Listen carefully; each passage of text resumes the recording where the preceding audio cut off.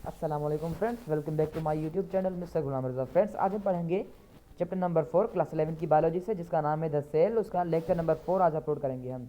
ठीक है फ्रेंड्स जी। Friends, chapter number 4 का आज का जो हमारा टॉपिक है उसका क्या नाम है? Eukaryotes and prokaryotes.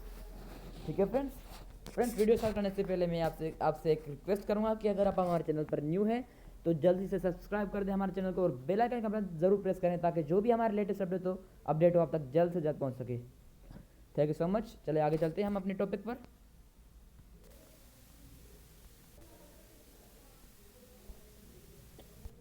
Ji friends, जैसे कि हमें पता है कि हमारा आज का जो टॉपिक है वो क्या है? Eukaryotes and prokaryotes. सबसे पहले हमें पता होना चाहिए कि यूकैरियोट्स क्या है और प्रोकैरियोट्स क्या है। तो हम चलते हैं, आगे चलते हैं। पहले हम डिस्कस करेंगे यूकैरियोट्स क्या है। ठीक है फ्रेंड्स, शुरू से पढ़ते हैं। Eukaryotes are those organisms having a true nucleus. अब यहाँ पे बताया जा रहा है कि यूकैरियोट्स जो हैं वो ऑर्गेनिजम्स हैं जो जिनको न्यूक्लियस ट्रू होता है, जिनके सेल के अंदर न्यूक्लियस ट्रू होता है। अब यहाँ पे दो लफ्ज़ आ रहे हैं आपके सामने, एक है यू और दूसरा है कैरियोन। ठीक है, अब यू का क्या मतलब है? ट्रू। ठीक है फ्रेंड्स, और कैरियोन का मतलब क्या है? न्यूक्लियस। अब हमें लफ्ज़ से पता चल गया, लफ्ज़ को डिफाइन किया हुआ है यहाँ पे कि यूकैरियोट्स क्या है। वो ऑर्गेनिजम्स हैं जिनके सेल के अंदर ट्रू न्यूक्लियस होता है in their cells.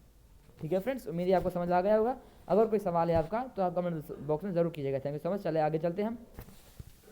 They also contain chromosomes and variety of membrane bounded organelles like mitochondria, Golgi apparatus, lysosome, plastid, etc. अब यहाँ पे बताया जा रहा है कि जो हमारा यूकैरियोट्स ऑर्गेनिजम्स हैं वो ऑर्गेनिजम्स हैं जिनके सेल में, सपोज करें ये सेल है। ठीक है, अब इसके अंदर साइटोप्लाज्म है। ये क्या है? एनिमल सेल है, तो ये क्या होगी? सेल मेम्ब्रेन होगी। ठीक है, ये पॉइंट नोट करने वाली है कि जैसे कि हमें पता है कि एनिमल सेल में सेल वॉल नहीं होती, प्लांट सेल में सेल वॉल होती है। ठीक है फ्रेंड्स, तो ये सेल मेम्ब्रेन हो गई, साइटोप्लाज्म हो गया। अब इसमें न्यूक्लियस होता है, एक स्फेरिकल बॉडी होती है, मैंने आपको पढ़ाया था, वो होती है प्रेजेंट सेंटर में। ठीक है फ्रेंड्स, तो ये सेंटर वाली बॉडी इसके अंदर है, मौजूद है सेल के अंदर। और इसकी एक दूसरी मेम्ब्रेन होती है, वो उसको कहते हैं न्यूक्लियर मेम्ब्रेन। ठीक है फ्रेंड्स, उम्मीद है आपको समझ आ गया होगा। अगर कोई आपका सवाल है तो आप कमेंट बॉक्स में ज़रूर कीजिएगा। Thank you so much. चलिए आगे चलते हैं। यहाँ पे क्या बताया जा रहा है कि जो हमारा यूकैरियोट्स है वो क्या है? वो ऑर्गेनिज्म है जिनके सेल के अंदर ट्रू न्यूक्लियस होता है in their cells. They also contain chromosomes. अब ये सेल है, ठीक है, इस सेल के अंदर न्यूक्लियस तो पाया जाता है, ट्रू न्यूक्लियस, मतलब न्यूक्लियर मेम्ब्रेन इसकी प्रेजेंट होती है, न्यूक्लियर मेम्ब्रेन इसकी प्रेजेंट होती है। अब ये न्यूक्लियर मेम्ब्रेन है। ठीक है, न्यूक्लियर मेम्ब्रेन, ट्रू न्यूक्लियस का क्या मतलब होता है? पूरा सही न्यूक्लियस, उसकी न्यूक्लियर मेम्ब्रेन होनी चाहिए। ठीक है, अब इस सेल में क्या क्या होना चाहिए? दे ऑल्सो कंटेन क्रोमोसोम्स होंगे। ठीक है, इसके अंदर, सेल के अंदर। अब साइटोप्लाज्म में नहीं होंगे, वो किस में होंगे? न्यूक्लियस में होंगे। क्या? क्रोमोसोम्स।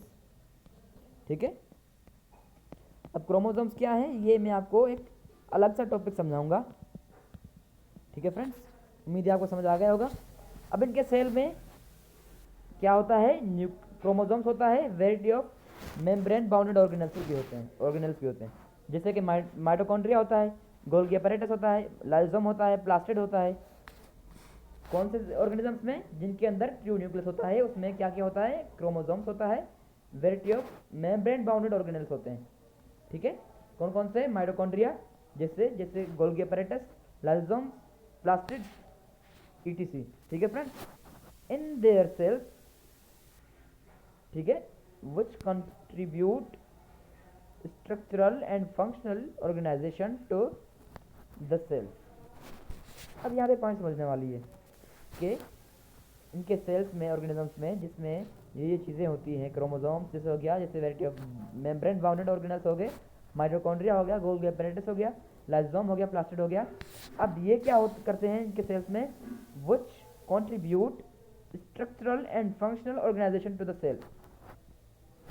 अब ये अपना फंक्शन अदा करते हैं, कौन सा, स्ट्रक्चरल फंक्शन, ठीक है, ऑर्गेनाइजेशन अपना कंट्रीब्यूट करते हैं किसमें, सेल्स में। जैसे कि माइटोकॉन्ड्रिया क्या होता है, पावर हाउस ऑफ सेल होता है। दे मे बी यूनिसेलुलर और मल्टीसेलुलर।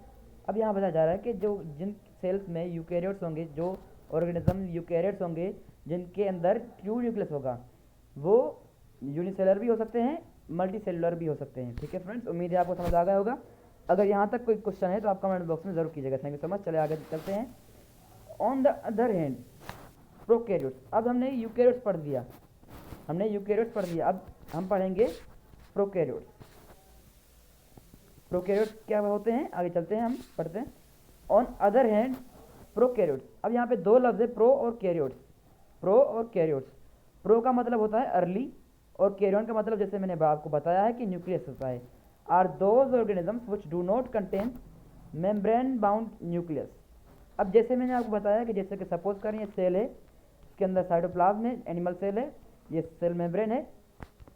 अब यहाँ पे जैसे मैंने आपको बताया कि यूकैरियोट्स में एक न्यूक्लियस होता है प्रॉपर न्यूक्लियस का मतलब क्या होता है, ये न्यूक्लियर मेम्ब्रेन होती है उसके अंदर। लेकिन प्रोकैरियोट्स में क्या होता है, न्यूक्लियर मेम्ब्रेन एब्सेंट होती है। उम्मीद है आपको समझ आ गया होगा। अगर कोई सवाल है आपका तो कमेंट बॉक्स में जरूर कीजिएगा। Thank you so much. चलिए आगे चलते हैं। अब यूकैरियोट्स में जो था हमारा जेनेटिक मटेरियल था, जेनेटिक इन्फॉर्मेशन थी, जैसे डीएनए है, यूकैरियोट्स ऑर्गेनिजम्स में वो होती है किसमें, न्यूक्लियस में। ठीक है, अब न्यूक्लियस में क्या होता है, जेनेटिक इन्फॉर्मेशन होती है, डीएनए जैसे हो गया हमारा। ठीक है, यूकैरियोट्स में हमारे जो डीएनए है वो किसमें है, न्यूक्लियस में है, यूकैरियोट्स में। लेकिन प्रोकैरियोट्स में कहाँ होती है, प्रोकैरियोट्स में एक फॉर्म में होती है, न्यूक्लियोइड। क्यों, क्योंकि वहाँ पे एक मेम्ब्रेन बाउंड स्ट्रक्चर नहीं होता, मतलब न्यूक्लियर मेम्ब्रेन उसमें एब्सेंट होती है, किसमें, प्रोकैरियोट्स में। तो जो हमारा जेनेटिक इन्फॉर्मेशन है वो किसमें होता है, न्यूक्लियोइड में। More over genetic material DNA never associated with stone protein.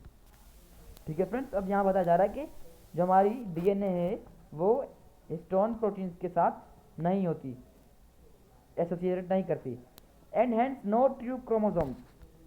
ठीक है फ्रेंड्स, अब यहाँ पे प्रोकैरियोट्स में क्रोमोसोम्स भी नहीं है, लेकिन यूकैरियोट्स में क्रोमोसोम्स थे।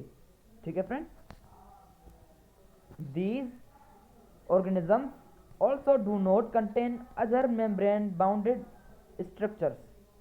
ठीक है फ्रेंड्स, अब यहाँ क्या बताया जा रहा है कि जैसे हमने पढ़ा था यूकैरियोट्स में कि वो मेम्ब्रेन बाउंडेड ऑर्गेनल्स कंटेन करता है, जैसे माइटोकॉन्ड्रिया हो गया हमारा, गोल्गी एपैरेटस, जैसे लाइसोसोम, प्लास्टिड, ईटीसी। ठीक है, लेकिन प्रोकैरियोट्स क्या करता है, ये कंटेन नहीं करता। ठीक है, लाइक माइटोकॉन्ड्रिया हो गया, क्लोरोप्लास्ट हो गया, लाइसोसोम हो गया, ये कंटेन नहीं करता। उम्मीद है आपको समझ आ गया होगा। अगर कोई आपको सवाल है तो आपको मेरे दोस्तों जरूर कीजिएगा। Thank you so much. चलते हैं आगे। In their cells they only contain mesosomes which are simple infoldings of the plasma membrane. ठीक है फ्रेंड्स, अब यहाँ पे क्या बताया जा रहा है कि इनके अंदर सिर्फ मेसोम्स होते हैं, किसमें, प्लाज्मा मेम्ब्रेन में होते हैं। प्लाज्मा मेम्ब्रेन का मतलब क्या है, सेल मेम्ब्रेन के अंदर होता है। सेल मेम्ब्रेन के अंदर इनफोल्डिंग मतलब यू यू यू यू यू यू यू सेल मेम्ब्रेन के अंदर ये प्रेजेंट होते हैं। ये क्या होते हैं, मेसोम्स, प्रोकैरियोट सेल्स में होते हैं। ठीक है फ्रेंड्स, उम्मीद है आपको समझ आ गया होगा। अगर कोई आपका सवाल है तो आप कमेंट बॉक्स में जरूर कीजिएगा। Thank you so much. चलिए आगे चलते हैं हम। मेसोम्स क्या करते हैं, प्ले कौन सा रोल करते हैं, responsible for respiration, photosynthesis, nitrogen fixation. Nitrogen fixation क्या होता है, तो क्या होता है, रोल प्ले अदा करता है। They are multi unicellular organisms like bacteria and cyanobacteria. Friends, उम्मीद है आपको समझ आ गया होगा हमारा आज का लेक्चर। अगर कोई आपका सवाल है तो आपको कमेंट बॉक्स में जरूर कीजिएगा। Thank you so much. चले हम अभी एंड करते हैं, अपना ख्याल रखिएगा। फ्रेंड्स, अगर कोई आप टॉपिक समझना चाहते हैं क्लास 9 से, क्लास 10 से, क्लास 11 से रिलेटेड कोई भी सब्जेक्ट हो आपका, तो आप कमेंट बॉक्स में सिर्फ नाम लिख दीजिए, हम आपको एक्सप्लेन कर देंगे। अगर आपको हमारी वीडियो अच्छी लगी तो लाइक का बटन प्रेस करें और सब्सक्राइब करना मत भूलिएगा। Thank you so much. चलें।